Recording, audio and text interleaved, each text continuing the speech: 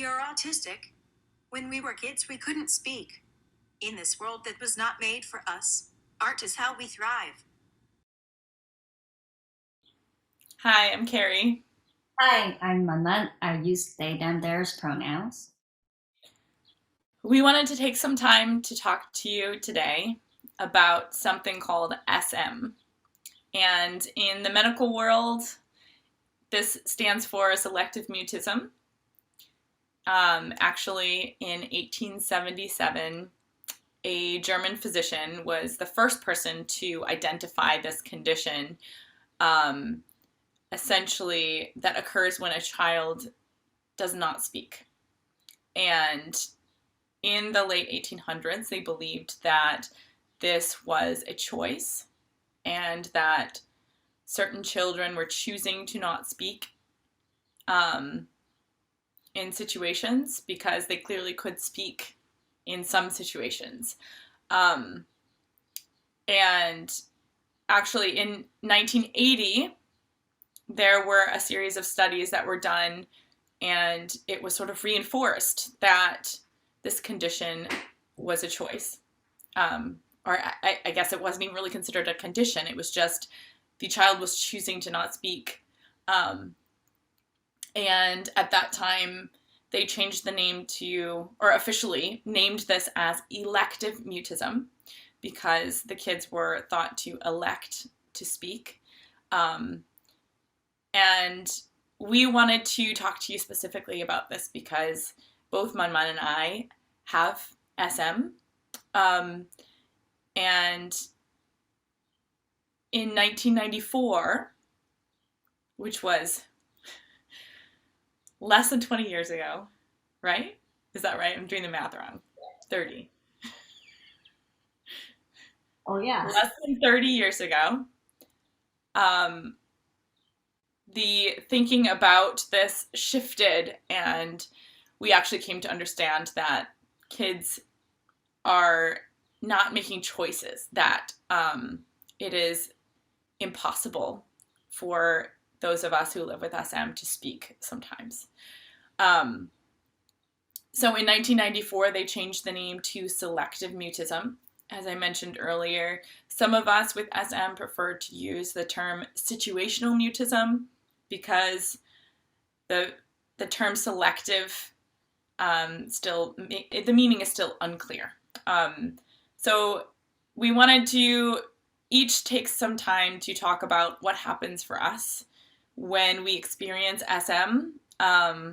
Both ManMan and I also have autism, and it's a little bit difficult for us to distinguish what we might call SM and what we might call autism. So we're going to just each give a short account of our own experience when we're unable to speak. It is not generally thought that everyone with SM has autism. Some people have SM and they're not diagnosed with autism. So we just want to clarify that also. For myself, as an adult, in most situations I can speak now. I began to be able to speak when I started high school, and I actually switched schools. So I had a brand new community, and I was able to push myself very hard to begin to speak with words with other people. But it was still very hard. And as an adult, if I have any kind of serious conflict with another person, or if I feel like I have a strong opinion that might conflict with someone else, that is something I'm very passionate about, and I don't feel like the person who I am interacting with is someone who is welcoming of differing opinions or ideas, I might experience SM. And then generally when I have a lot of stress in my life, I find it difficult to speak to other people. And at that time, I tend to just not talk as much. So in a serious SM episode for me, the first thing that happens is my hearing starts to fade. I identify this as being a dissociation episode. I start to gradually feel a little bit, it's not really like a tingling, but as though my sense of being present is slowly slipping away. And it's kind of like my whole body is numb. I can't hear. Even though I do have sight, I don't have clarity in what I'm seeing. And essentially all I can do in that moment is try to breathe.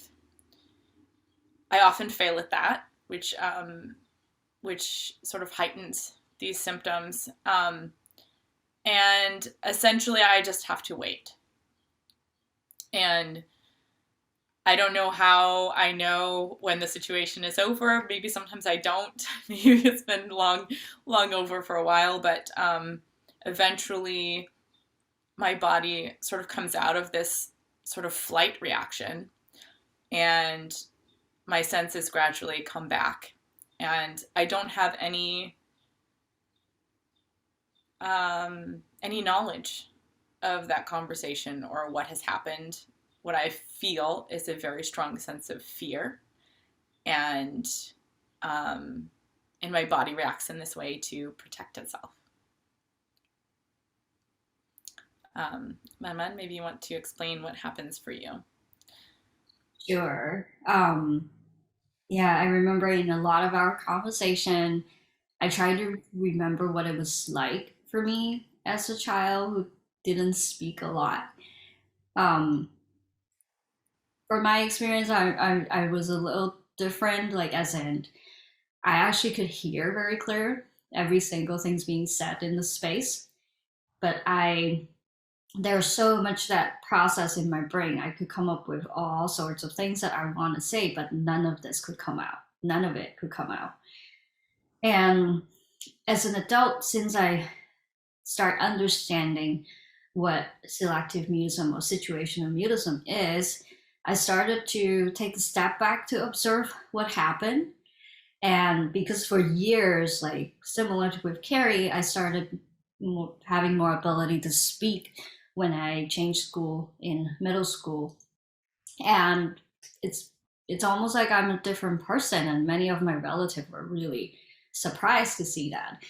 So for a long time of my life, I've learned to cope.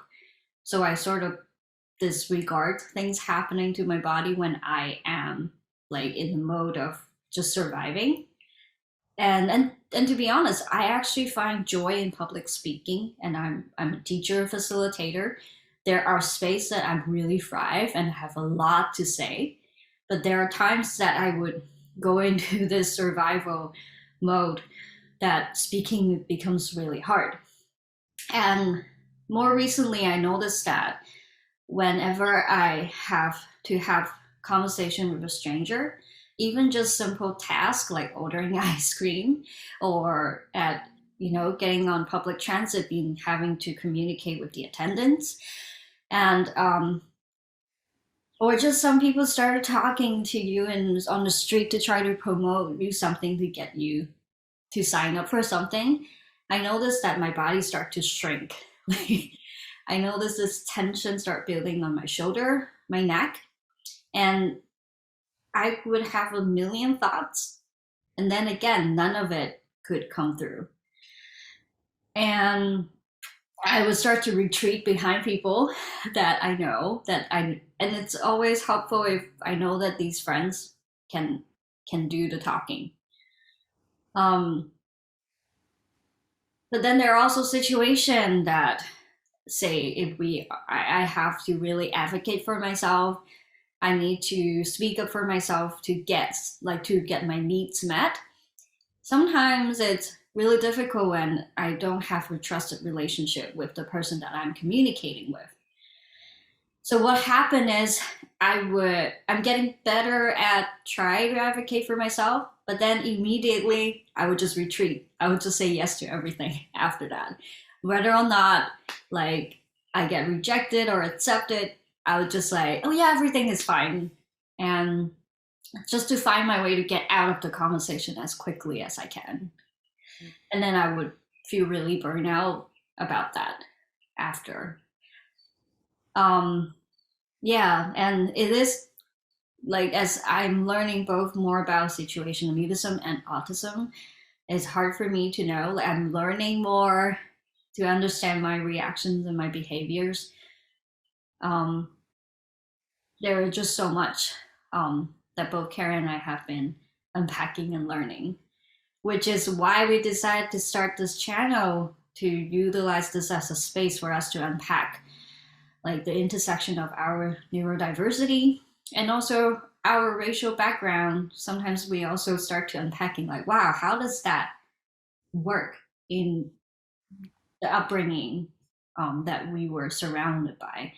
And also gender identity, everything, it's all how it informs each other and how that affects our choice to become an artist and also our way of expression as an artist. So thank you for joining us for this time, and check out our channel to see more of the topic and discussion that we go into, and hopefully we can all support each other on this journey. Thank you.